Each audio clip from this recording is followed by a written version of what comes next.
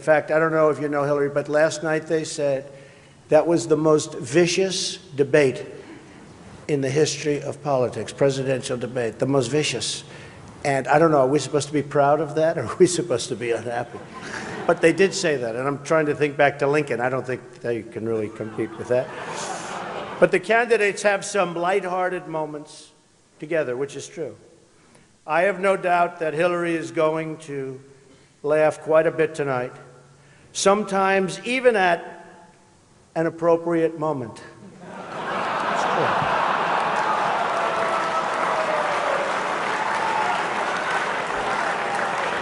And even tonight, with all of the heated back and forth between my opponent and me at the debate last night, we have proven that we can actually be civil to each other. In fact, just before taking the dais, Hillary accidentally bumped into me, and she very civilly said, "Pardon me."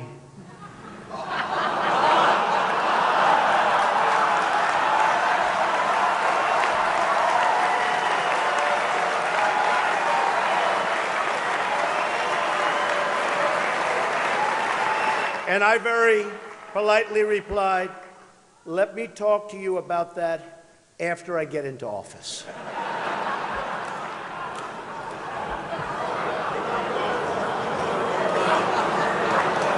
Just kidding, just kidding. And Hillary was very gracious. She said if somehow she gets elected, she wants me to be, without question, either her ambassador to Iraq or to Afghanistan. It's my choice.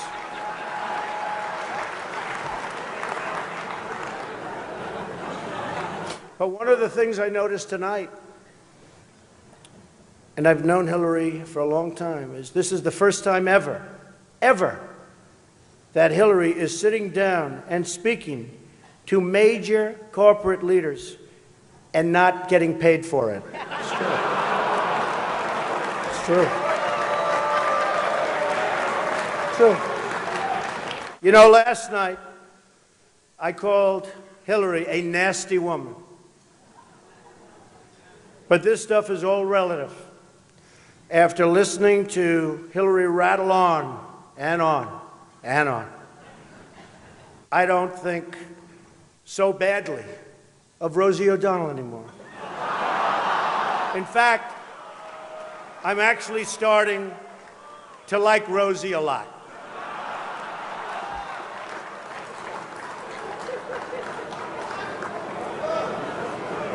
These events give not only the candidates a chance to be with each other in a very social setting, it also allows the candidates the opportunity to meet the other candidates' team.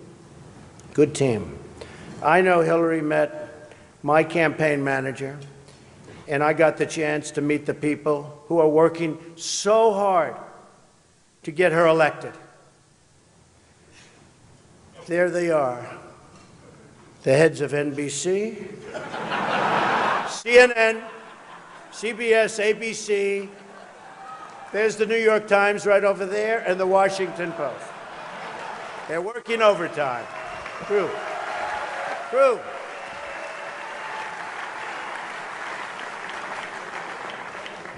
Oh, this one's going to get me in trouble.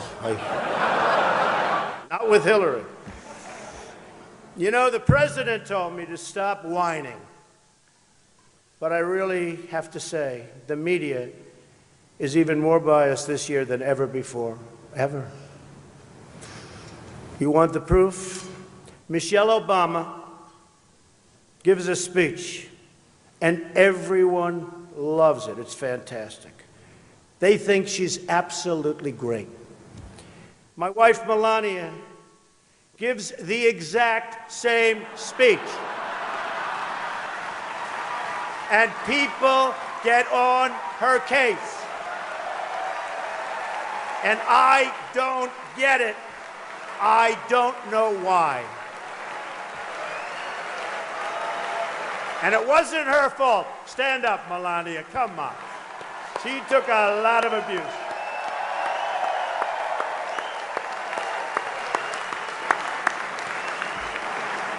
I'm in trouble when I go home tonight. She didn't know about that one. Am I okay? Is it okay? Cardinal, please speak to her. I'd like to address an important religious matter, the issue of going to confession, or as Hillary calls it, the 4th of July weekend with FBI Director Comey. Now, I'm told Hillary went to confession before tonight's event. But the priest was having a hard time when he asked her about her sins, and she said she couldn't remember 39 times. Nah. Hillary is so corrupt. She got kicked off the Watergate Commission. How corrupt you have to be to get kicked off the Watergate Commission. Pretty corrupt. Hillary is and has been in politics since the 70s. What's her pitch? The economy is busted. The government's corrupt. Washington is failing. Vote for me. I've been working on these problems for 30 years. I can fix it, she says. I wasn't really sure if Hillary was going to be here tonight because I guess you didn't send her invitation by email. Or maybe you did, and she just found out about it through the wonder of WikiLeaks. We've learned so much from WikiLeaks. For example, Hillary believes that it's vital to deceive the people by having one public policy and a totally different policy in private. That's okay. I don't know who they're angry at, Hillary, you're right. For example, here she is tonight in public pretending not to hate Catholics.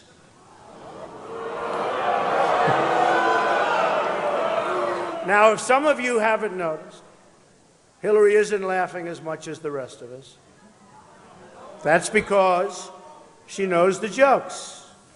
And all of the jokes were given to her in advance of the dinner by Donna Brazile, which is, everyone knows, of course, Hillary's belief that it takes a village, which only makes sense, after all, in places like Haiti, where she's taken a number of them.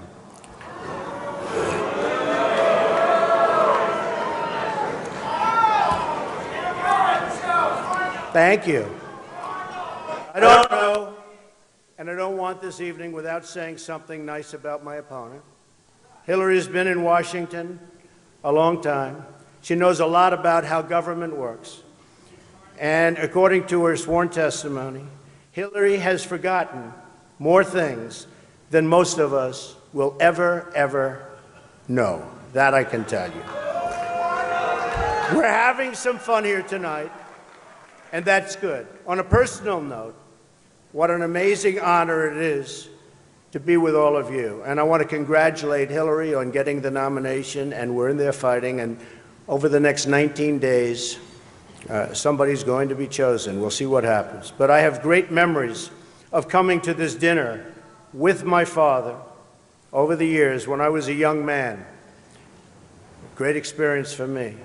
This was always a special experience for him and me to be together. One thing we can all agree on is the need to support the great work that comes out of the dinner. Millions of dollars have been raised to support disadvantaged children, and I applaud the many people who have worked to make this wonderful event a critical lifeline for children in need. And that we together broke the all-time record tonight is really something special. More than 6 million net. The Cardinal told me, that's net, Donald, remember.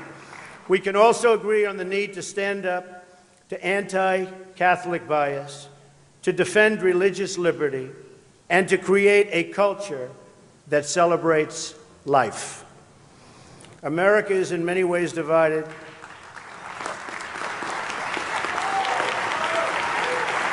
Thank you. America is in many ways divided like it's never been before.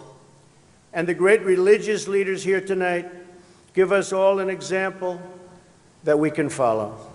We're living in a time and age that we never thought possible before. The vicious barbarism we'd read about in history books, but never thought we'd see it in our so-called modern-day world. Who would have thought we would be witnessing what we're witnessing today? We've got to be very strong, very, very smart, and we've got to come together, not only as a nation, but as a world community. Thank you very much. God bless you, and God bless America. Thank you. Thank you. Thank you very much. Thank you. Thank you very much.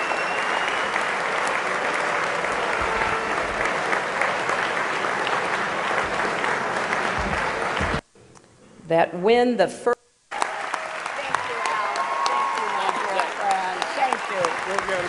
Thank you.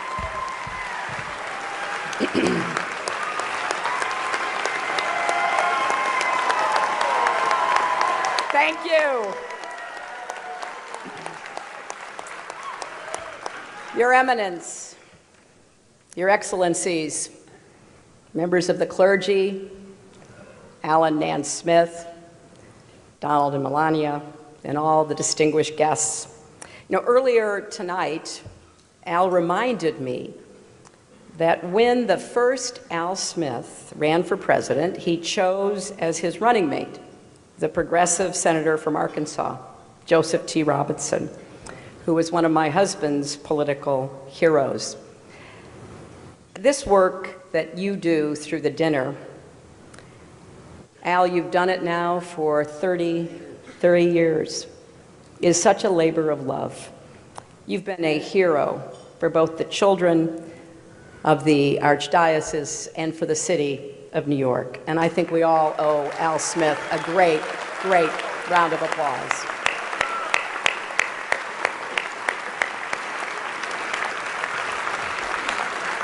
This is such a special event that I took a break from my rigorous nap schedule to be here. And as you've already heard, it's a treat for all of you too, because usually I charge a lot for speeches like this.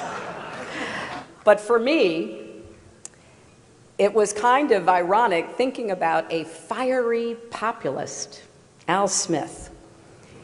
If he were here today and saw how much money we've raised for needy children, he'd be very proud.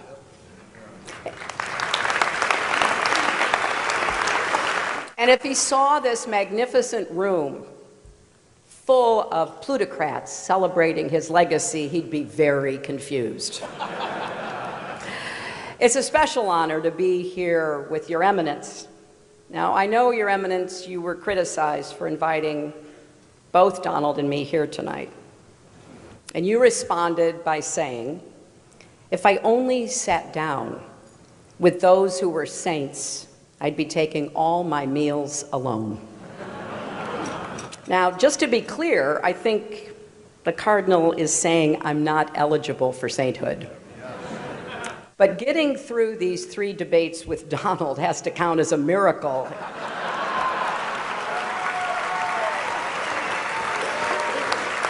So I guess I'm up against the highest, hardest stained glass ceiling. But Your Eminence, you do deserve great credit for bringing together 2 people who've been at each other's throats. Mortal enemies, bitter foes. I've got to ask, how did you get the governor and mayor here together tonight?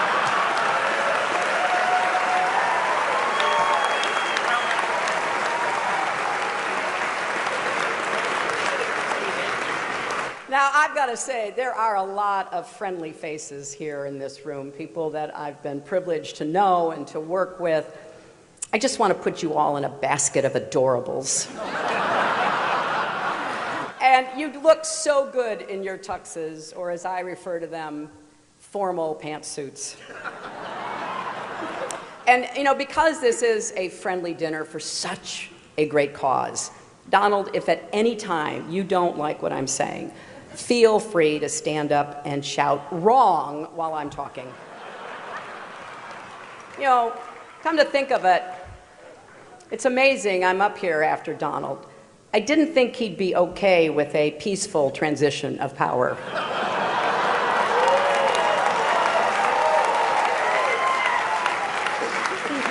And Donald, after listening to your speech, I will also enjoy listening to Mike Pence deny that you ever gave it.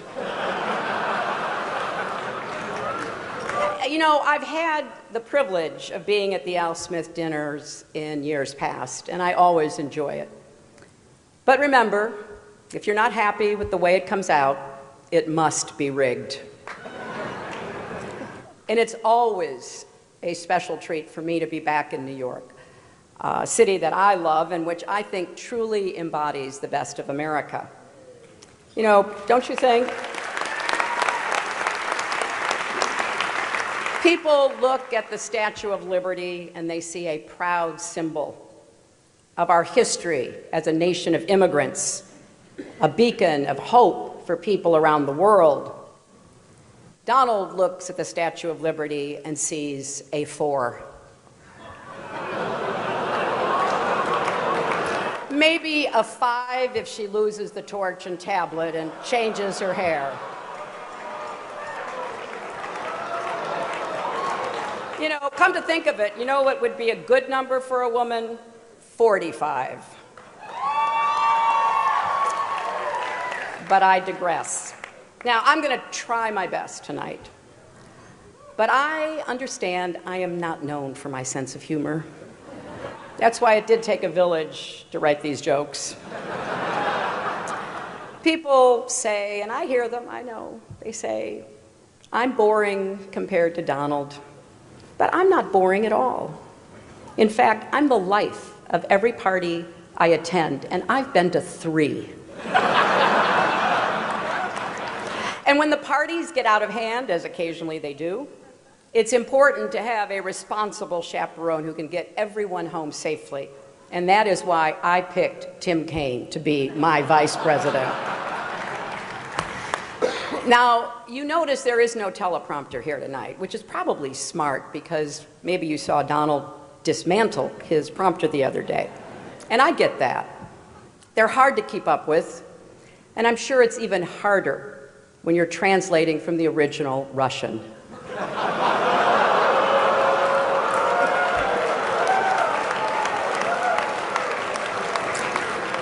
But every year, this dinner brings together a collection of sensible, committed, mainstream Republicans, or as we now like to call them, Hillary supporters. Now, some of my critics, and I hear that too, yeah, they think I only say what people want to hear.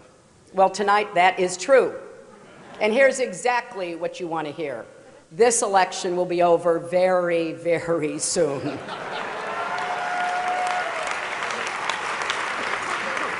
And look at this dais. We got Charlie Rose and Maria Bartiromo and Chris Matthews and Gayle King and Norah O'Donnell and Katie Couric. This counts as a press conference, right? It is great also to see Mayor Bloomberg here.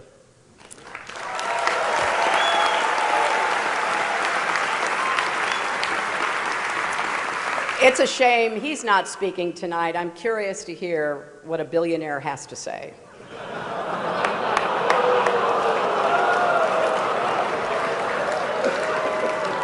And look else at the dais. We've got the Honorable Chuck Schumer, the Honorable Andrew Cuomo, the Honorable Mike Bloomberg, the Honorable Bill de Blasio, the Honorable David Dinkins, and so many other wonderful elected officials. And we have Rudy Giuliani. Now, many don't know this, but Rudy actually got his start as a prosecutor, going after wealthy New Yorkers who avoided paying taxes. But as the saying goes, if you can't beat him, go on Fox News and call him a genius. So as I've said, we've now had our third and thankfully final debate. Sharing a stage with Donald Trump is like, well, nothing really comes to mind. There is nothing like sharing a stage with Donald Trump. Donald wanted me drug tested before last night's debate. And look, I got to tell you, I am so flattered that Donald thought I used some sort of performance enhancer. Now, actually, I did. It's called preparation.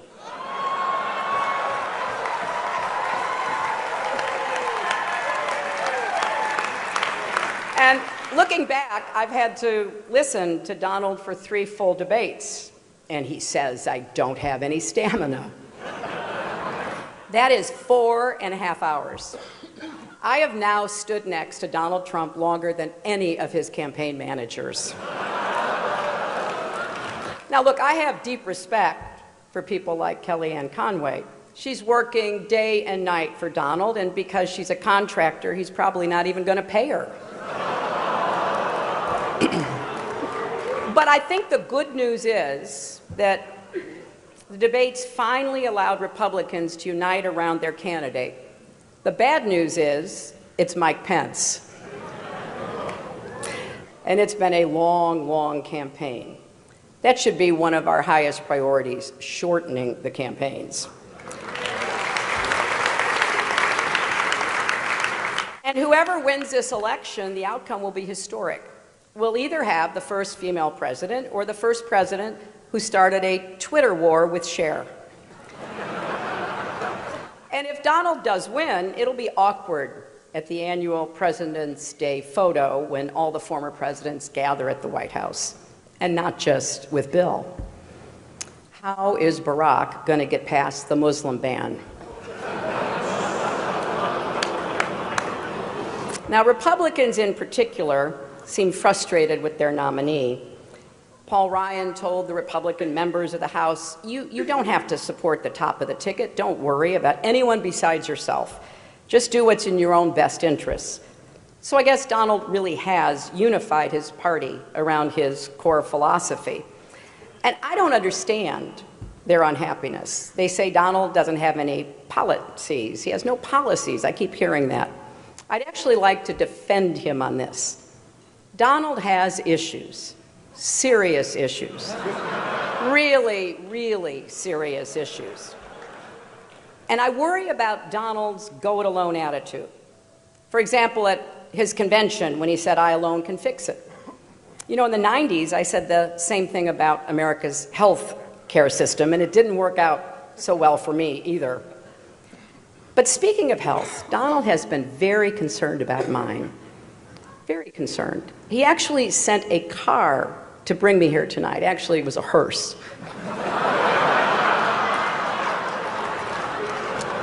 But I kind of want to just put the information out there so everybody can draw their own conclusions and you can judge our relative health. We've each released our medical records. My blood pressure is 100/70. His is unbelievably great. My cholesterol is 189. His is presidential.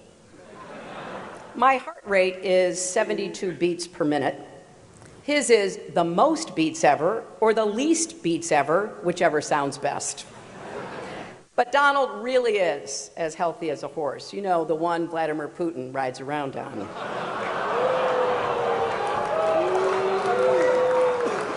But I can say without fear of contradiction tonight that I will be the healthiest and youngest woman ever to serve as president.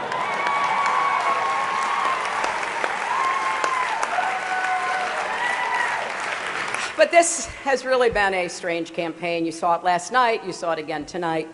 Donald has attacked me for a life in public service, and I didn't get that at first. I kind of get it now. As he told Howard Stern, he doesn't like it when women have been around for more than 35 years. But Donald, we have so much more in common than actually you may realize. For example, I've tried to inspire young people by showing them that with resilience and hard work, anything is possible, and you're doing the same. A third grade teacher told me that one of her students refused to turn in his homework because it was under audit. And here's another similarity. The Republican National Committee isn't spending a dime to help either one of us. So tonight, let's embrace the spirit of the evening. Let's come together, remember what unites us, and just rip on Ted Cruz.